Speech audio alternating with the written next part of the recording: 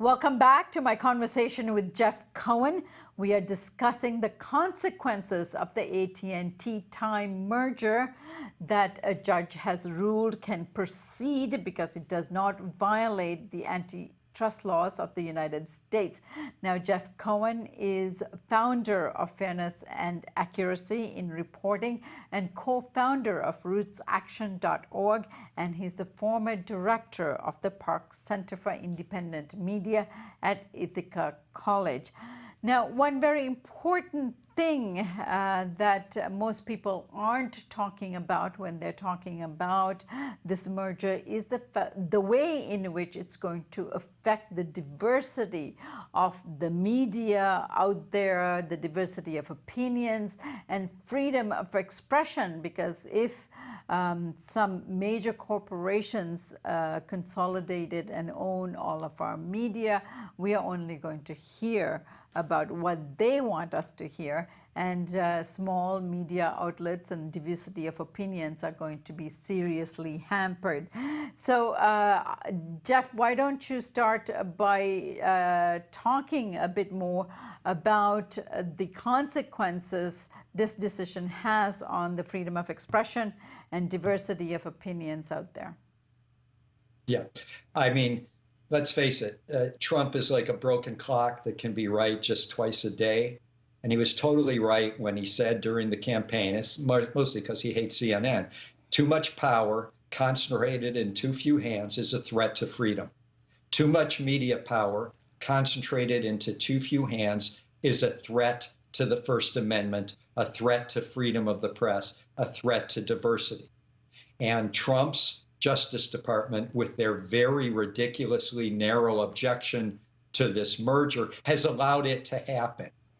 And when a few companies control this much media power, and the company that provides you with the internet service is also controlling content, owning content, then these diverse websites that are doing real journalism, like the Real News Network, like Democracy Now!, like Thom Hartmann, like Truth Dig, like Truth Out, like Common Dreams, these websites are really in threat. They're threatened because Trump is wiping out net neutrality, the Federal Communications Commission working hand in glove with Verizon, AT&T, and Comcast, and at the same time allowing these mergers where the internet providers are going to be taking over more content, more websites.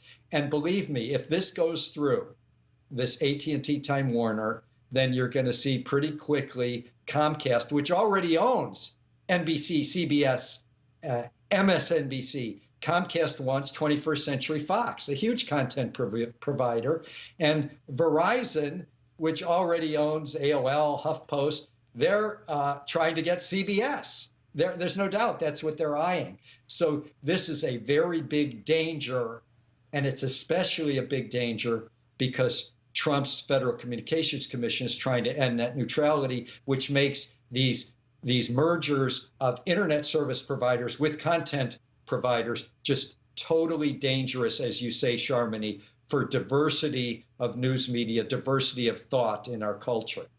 All right, Jeff. Now, on Monday, the repeal of net neutrality officially went into effect. This means that content providers such as AT&T are now allowed to manipulate and slow down the internet traffic in accordance with their profit motives.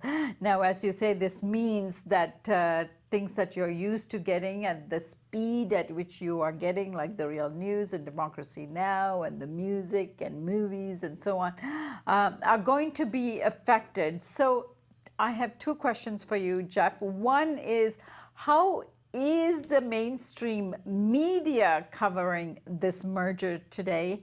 And of course, the other part of it, which is You said there is an opportunity for us to fight back, which is one way is to write to your congressman and to write to your senator and so on. But somehow that just doesn't seem enough given the magnitude of the issue and the power of these corporations and mergers that are going on, that our meek little voice may not be able to change the order of things. Now, can you comment on what else can be done about these mergers that are going on and net neutrality in particular? There's an old saying from the media critic in the 1940s, George Seldes, that the most sacred cow of the press is the press itself.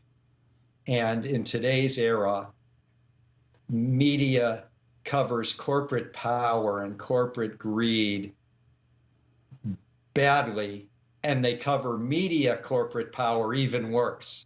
So if you're counting on getting, a full picture of what's wrong with the AT&T TimeWarner merger from corporate mainstream media, you're out of luck. Your second question, what can be done? Well, freepress.net is the great freedom of the press organization. They've been fighting this merger, and they're fighting with a lot of other groups to save net neutrality. RootsAction.org, the group I co-founded, is in the middle of that fight. And there have been some exciting things in the fight for net neutrality. And one is that the Federal Communications Commission of Trump has ended net neutrality, but there is this thing called Congressional Review Act, where if enough senators and enough Congress members immediately step in and want to stop a regulation or deregulation from happening, they can.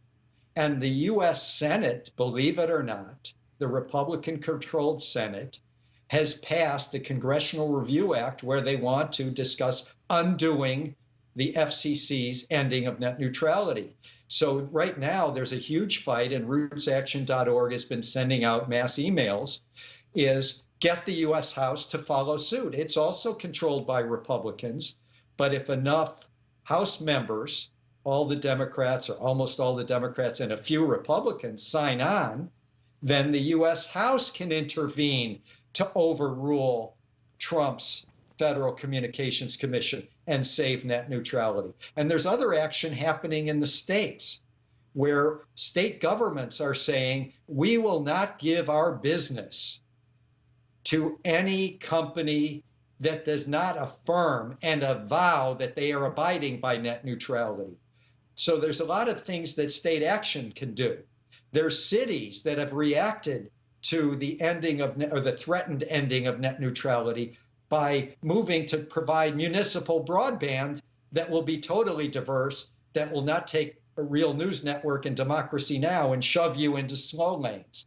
So the activity around saving net neutrality has been inspiring. It's gone on for years. It's as intense as ever. People can go to rootsaction.org or freepress.net and see all the things that are happening to fight Donald Trump's Federal Communications Commission and these corporations, these three companies that are acquiring more content, AT&T, Verizon, and Comcast. That's the biggest freedom of the press issue today. It's not that Donald Trump says nasty things about reporters at CNN and the New York Times. That's not the main freedom of the press issue facing our society today. The main freedom of the press issue is saving the internet and saving net neutrality. All right, Jeff, so much more to talk about here in terms of the history of these sorts of mergers. Give us just a brief history in terms of some of the bigger mergers we have seen and what the fight back against those were like. Yes, well, I've been involved in those. I mean, in 1948, the U.S. Supreme Court said, you can't have a media conduit owning the media content. And they broke up the idea that movie studios could own movie theaters. That was illegal now, as of 1948. The reason being that if you own the movie theaters and someone produced a movie independently, you could, block that movie from ever being seen because you controlled the conduit, the theaters. All right. So you jump forward to the time in the early 1990s when you had a corporate Democratic president named Bill Clinton. And they had one of the earliest mergers that was really scary. It's funny, we're talking about Charmony, AT&T merging with Time Warner. In the early 90s, Time merged with Warner. And that was considered utterly outrageous that this entertainment company based in Hollywood, Warner Brothers, Warner Communications, Warner Records, was merging with this journalism company called Time. And every time these mergers happen, the acquiring company has to go into debt usually to finance the acquisition. So the new CEO of Time Warner, back in the early 90s, Stephen Ross, he proclaimed when people were saying, gee, consumers could be screwed, workers could be screwed, journalists could be screwed. He said, oh no, the best thing for journalists today in the early 1990s is that they be part of a giant, diverse media company like Time and Warner. What did Time Warner do in the early 90s? As soon as the merger went through, they laid off 600 employees at Time Inc. magazine company. And they laid off 19 of the 75 Time magazine correspondents. And what was curious is, as a result of the merger, the CEO of Time and Warner, this new company, he's compensated in 1 year $78 million. And what we calculated at FAIR at the time was that he could have retained all 600 magazine employees that he had just laid off if he was willing to take a pay cut from $78 million to $48 million. So, all right. So again, with AOL taking over Time Warner today, I would worry about employees being laid off. Now jump from the early 90s to 1996. Bill Clinton, the Democratic president, working with the Republican Speaker of the House, Newt Gingrich, behind closed doors, they pass the Telecommunications Act of 1996, which at the time consumer rights groups were calling, well, this is the Time Warner Enrichment Act. This does nothing but enrich major media conglomerates. And sure enough, if you look at what happened before the Telecommunications Act of 1996, this radio company known as Clear Channel, I don't know, they owned about 30 or 40 radio stations. And within a year or two of this bipartisan Bill Clinton, Newt Gingrich, corrupt law called the Telecom Act of 1996, they had 1,200 radio stations. We hear now about this right-wing pro-Trump television company called Sinclair. They owned a couple dozen. Actually, in the early 90s, the law was a TV company in the whole country could only own 12. You could only own 12 TV stations. Well, after the Telecommunications Act of 1996, a bipartisan act, Sinclair immediately went to 50 or 60 television stations, and now they have 200. So and within a few months of the Telecommunications Act, Time Warner picks up Turner Broadcasting / CNN. So you can follow these acts, and every time there's a merger, employees get laid off. The acquiring company goes into debt, and the way they solve their problem, of course, the executives get rich, the big shareholders get rich, and the media employees get laid off. So we've seen this thing happen over and over. And today, Charmony, if you look at these companies like Sinclair Broadcast, which owns a couple hundred TV stations, it was all a result of corrupt deregulation. Corporate Democratic president named Bill Clinton working hand in glove with a Republican Speaker of the House, Newt Gingrich. And you can trace this all to today. And frankly, this judge who just approved the AT&T TimeWarner merger, the monster of all mergers, which is going to lead to even bigger monsters, he was appointed by George Bush, and he's one of these corporate deregulators, exactly the kind of judges that President Trump is appointing today as Trump expands the swamp for corporate interests when he threatened working class voters. He promised working class voters he was going to drain that corporate swamp. And one thing I should add to that is that the U.S. Antitrust Division of the Justice Department rarely challenge vertical mergers. Apparently, the last time it was done was in 1979, and that was before we had cell phone and internet. Yep. Yeah, there's no doubt. And these vertical mergers, especially in the area of media and communications, are a threat to freedom of the press and freedom of speech. There's never been more importance to implementing the Sherman Antitrust Act, which I should point out, Sharmini, that's from 1890. And you're right, in the late 70s, Jimmy Carter's, Justice Department was breaking up these mergers. In 1948, we had the landmark breaking up where the movie studios were said, okay, you want to own movie studios? You can no longer own movie theaters. Own one or the other, but you can't own both.